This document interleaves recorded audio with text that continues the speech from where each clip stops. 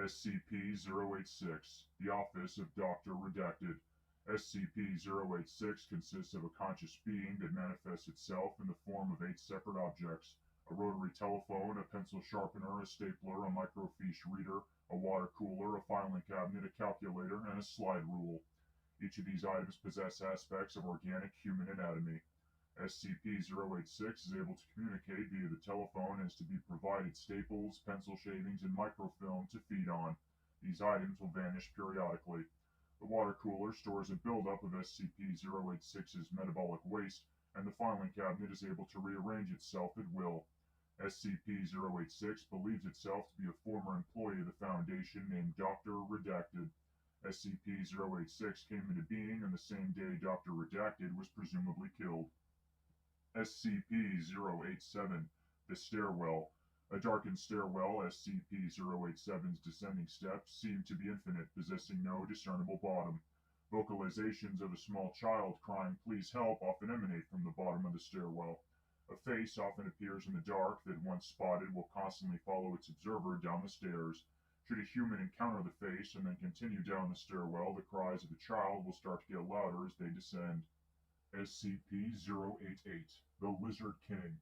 A 6,000-year-old humanoid lizard, SCP-088, enters hibernation when temperatures drop to 15 degrees Celsius. SCP-088 secretes a variety of hazardous biological compounds from its mouth and hands. When these compounds are exposed to a human, that human will begin to mutate and adopt SCP-088's appearance.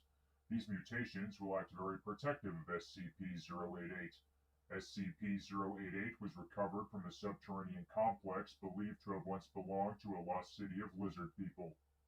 SCP-089, Tophet.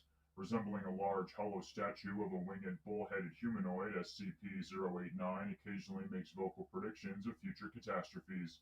These catastrophes can only be avoided by completing a ritual that involves a mother voluntarily placing her young child along with flammable material inside the statue and lighting the material on fire. SCP-089 always reveals the name and appearance of its preferred sacrifice when speaking. SCP-090, APOCORUBIK'S Cube.